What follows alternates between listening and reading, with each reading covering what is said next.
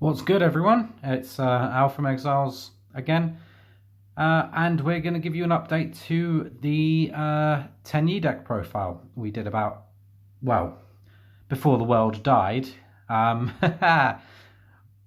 We gave you a top 3 local TENYI deck profile. My own deck was featured on Zephyr War Games channel by Dale, and I've changed it up quite considerably since the last time I've played it. I swear by this deck. It's an amazing deck. It functions really well, and with the recent ban list adjustments and yada yada, the deck can really put the pressure on a lot of different things. So we're not going to waste your time. We're just going to go straight into it. We're going to be playing 3 copies here of the shooter. All of the TENYI main deck monsters have the ability to special summon themselves from hand if you control no effect monsters. Each TENYI has an effect in the graveyard, corresponding to what happens whether or not a non-effect monster is on your field, or if something happens to said non-effect monster. The shooter, if you control a non-effect monster, you can banish from hand or grave. All of the TENYIs can be banished from hand or grave to apply these effects. The shooter can bounce any card from the field back to the hand. Staple 3 of is splashed in a lot of decks as well as just a nice tech special summonable monster out of the hand that you can just bounce stuff away for free. Now on for the next level 7, we have a Shuna. You can banish this while you control a non-effect monster from hand or graveyard to special summon a TENYI from your deck. This is fantastic, however you just need to bear in mind that you're locked into worm type monsters for the rest of this turn if you apply this effect. 3 copies of Shathana. If a non-effect monster leaves your field or is destroyed, if a non-effect monster leaves your field by being destroyed by battle or card effect, you can banish Shathana from hand or graveyard to bring back that non-effect monster and then pop a card your opponent controls along with it. Now onto our level 1 worm tuner of the deck. We have Atara. This one can banish itself from hand or graveyard to add one of your banished TENYIs from your banished back to the hand. 2 ofs, 2 Nahata. During battle, if your non-effect monster battles, you can banish Nahata from hand or graveyard to debuff your opponent's monster by 1500 attack until the end of the turn. Mapura. Out of the 2, Mapura I'd probably say would be, if you want to bump it up to 3, you could. This one protects your non-effect monsters from targeting effects, and it destroys as well. Banish from hand or grave, obviously. Now, we were only playing 1 Mermare before, because Destrudo was around back then, but now we're playing 3. Mermare is such a good card, because even if you have to normal summon this, it just produces 3 tokens for no apparent reason. And that's just so fantastic. It, by itself, is your Link 4. So, yeah. We're on 3 Effect Veiler. Effect Veiler is just so fantastic while cards like Crystal and Halka Fibrax are going around. You Veiler on that and it essentially stops their main combos from going off. 3 copies of Vessel for the Dragon Cycle.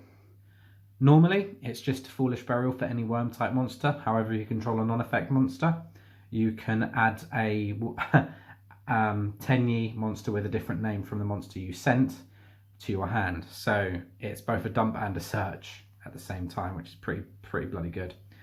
Now we are playing 3 copies of Flawless Perfection. This protects your non-effect monsters from monster effects while it's on the field.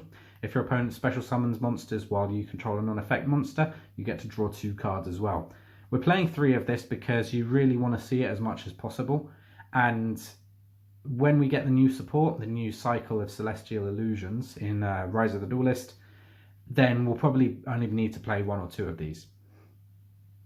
Now onto our consistency cards. We're playing 2 Desires and 3 copies of Pot of Avarice. Pot of Avarice is an incredible boon to this deck because every time I was playing TENYI before, it was just like, okay, I'm going through monk after monk after monk. Once you've run out of monks, your extra decks just evaporates.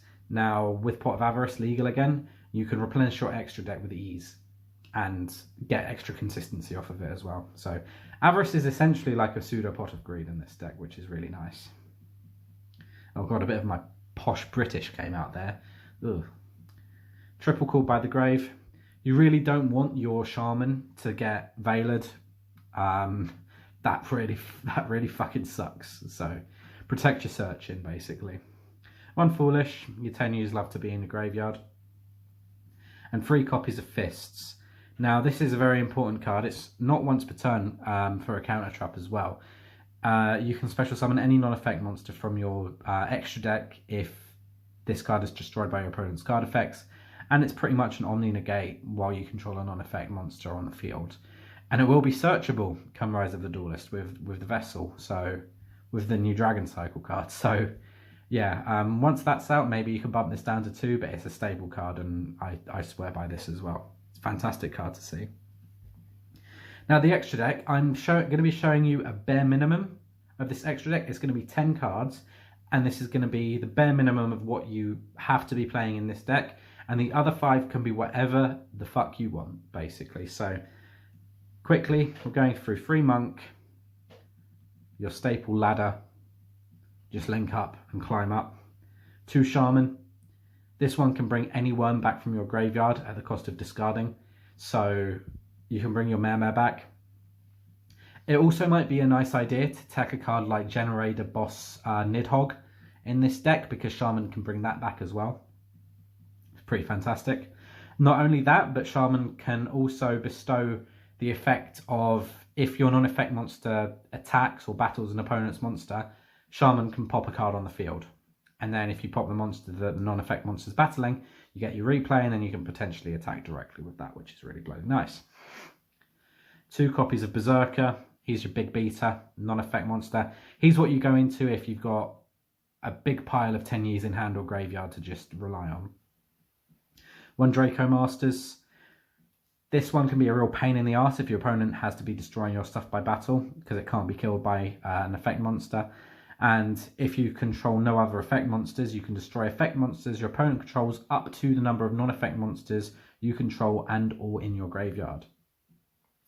So yeah, really good card. One of potentially the best card in the extra deck. This Tenyi Spirits of Hazara is so good, because while you control a face-up non-effect monster, monsters your opponent control cannot target effect monsters for attacks or card effects, including their own. Meaning if they've got any self-targeting effects to give them more consistency, like Mech Knights for example, this will stop that as long as you control a non-effect monster. Not only that, it has a quick effect that lets you produce a token to your side of the field with the same stats as one of your opponent's monsters. So yeah. Yeah, really good. Not only that, you can use that Tenyi Spirit token as link material for things like Monk of the Tenyi and ladder up even more, because they are classed as Tenyi monsters after all. Which is it's a tough one to get to deal with, you know. So Hazara produces some pretty gnarly board states. And finally, the 1 copy of Draco Berserker. This one can banish a monster that's activated its monster effect, and also if it destroys an effect monster by battle and sends it to the graveyard, it can gain attack equal to the destroyed monster's original attack, and then it can make a second attack during the battle phase on a monster. So he can get really big. So that's been 10 cards. I recommend, if you want to play cards like Halka Firebrax, you can. If you want to play the new Access Code Talker cards, you can. You can play Baxia of the Yangzing, I think it is, the level 8 one. I'm looking to potentially invest in one of those. I'm not quite sure, but we'll see how it goes. But yeah, anyway, that's been the deck profile, guys. I hope you've enjoyed it. This has been Tenyi. It's potentially one of my favourite new decks to come out of Master Rule 4. And now that we're in Master Rule 5, it's really beginning to show itself and shine and deal with itself in different ways. And not to mention, we're going to get some really good support cards in the next set. So that's been Alf from Exiles, and I will see you guys in the next video.